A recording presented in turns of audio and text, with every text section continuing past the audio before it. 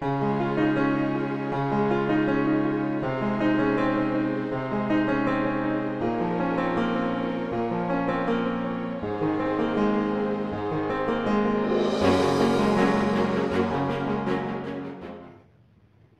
you just mentioned a little moment ago about primary thoughts, and that assumes that you're also considering secondary and tertiary thoughts. Maybe we should talk a little bit what they are and what role they play in working with horses. Well, it's easy. It feels like it's easy to explain, but maybe it's not clear enough. But horse has a primary thought. That's the main thing they're interested or thinking about at the moment, and that's where they're looking.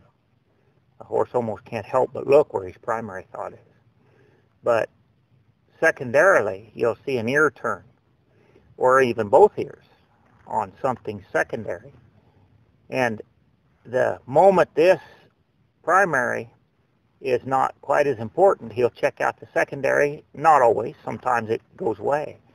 You'll audibly hear a little noise, and the horse's ear turns and gets some of his thought, so I think of those as secondary. And the primary is where he's looking. And so in thinking about working with so many of these horses, they don't know anything about allowing the human to be primary. We're always secondary, and that doesn't feel good. It's a little like some of these flies that are buzzing around here. See, the primary is visiting with you, but secondary, and that's annoying, and that's how they feel about us sometimes. So to get that horse to let go of everything else and get his mind centered on us, I think is so important that his primary be here, interested in what's going on. But then there comes a time where you're not the primary, and that's okay with me. I don't need to be the primary as long as I can at any moment ask something of the horse, even just ask for that primary thought to come to me, that I could become primary. So I move from a secondary to the primary thought, and it does not trouble the horse. And therein lies a big problem for most people, because if you interrupt a thought, a horse is on, a lot of horses, that's very troubling to them. Instead of just being able to make the shift from thinking about this to thinking about something. Oh no, they've learned how to hang on to their thought. We interrupt it, and that troubles them. I think I see in an effort for people to try and become a horse's primary thought, they often try to impose it on a horse. You know, a horse goes to look away, so the person thinks, I've got to do something about that straight away, and they'll pull on the rope, or they'll pick up the reins and almost be punitive towards it. Instead of trying to draw a horse's thought, so the horse takes his thought because you've done something that the horse feels he should be paying attention to, as opposed to he's being punished for not paying attention. And there's a difference there also comes in, I think, between having a horse giving you his thought, but it's a hard thought or it's a soft thought. And I feel that some people think the thought's it. That's it. They're just after the thought. And they're not really distinguishing between a horse actually giving you a soft thought and a hard thought. When you think about horses out here on their own, what has their primary thoughts? Yeah, food and friends. But when you move beyond that, then what has their thought is something that's often worrisome, and that's a hard thought. And so to get that, we might have to be a little worrisome to our horse, do something that's even sometimes an ounce of startlement in it. But then you want to keep the attentiveness and work the worry out so they become soft thoughts to hang out with you instead of hard thoughts to be there. But people, like you said, they want to pull on the rope. They want to go get the horse and bring him to them. They want to do it. And he never takes responsibility to have his mind closed. He can think about something way out there as long as he wants, because he knows if you want something, you'll come get him. So why should he take responsibility, keep track of you, when he knows you're keeping track of him? Well, if we could set it up where when his mind is too far gone, and we're secondary or maybe not even on the radar for that matter, that we did something that made that important. So he kept better track of us. And pretty soon those become soft thoughts if we make that a sweet spot to be with us. Mm. But sometimes we miss that part. All we're after is don't be looking out there, because that's when the trouble comes.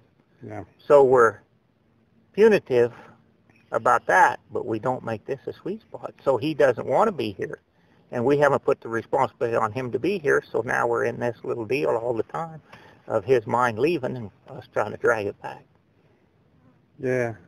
I think that a lot of people, and I talk about the difference between looking at and leaving in my clinic, and a lot of people feel that because they're in competition with the rest of the world for their horse's attention, that they actually do get competitive. And they do almost see it as the horse doing something wrong when a horse takes an interest in something other than them. I try to encourage people to think of a horse as not so much as something they're training on, but more almost like it's a friend that needs help. It's just a friend that needs help. And I think that helps take some of that edgy competitiveness out of trying to get a horse's attention. And I think that I keep pushing that idea that at my clinics. I think it helps. I don't know, because some people are always going to be feeling that it's about them and rather than it's about their horses. But I think if you think it's about a horse more struggling in life and you just want to help him, I think that takes some of that out. Well, and the sad part, it is often about you.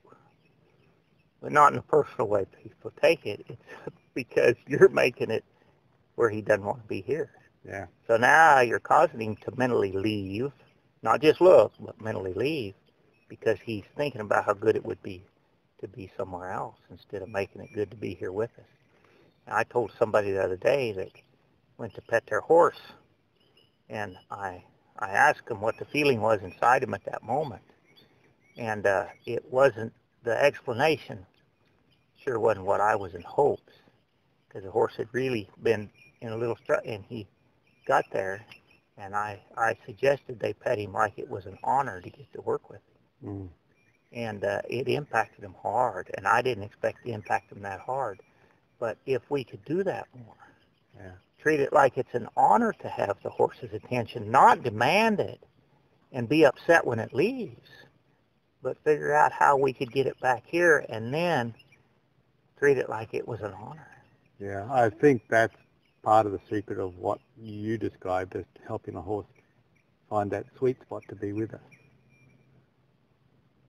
They look to us because we treat them with that respect and that love. Mm-hmm. I think that's important. Mm-hmm. And if you're missing that, then all you're doing is trying to fix. Yeah, when they're here, maybe you aren't, but yet as soon as they go to think about something, you're trying to fix that.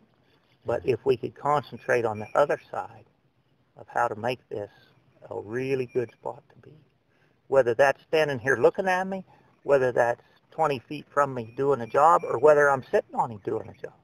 But being with me is the best deal that could possibly be anywhere. Yeah.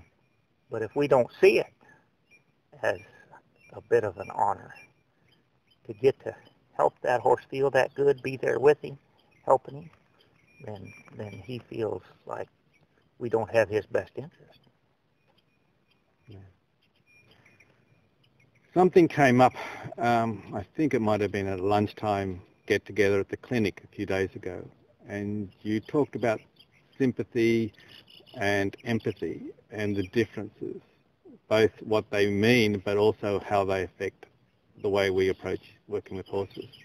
Could you expand a little on that? Well, it scares me to expand on it because I've been corrected that I don't have the right understanding of the difference between sympathy and empathy.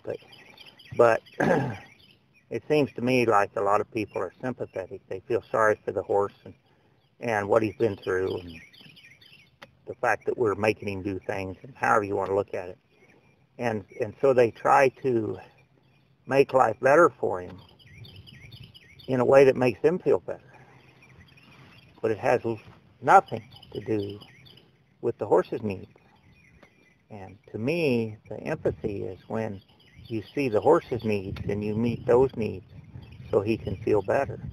But if you don't get to the point that you can see what the horse's needs are, then you're doing things that make you feel better in hopes it makes him feel better, and maybe it made the last horse you owned feel better. But it doesn't help this horse at all.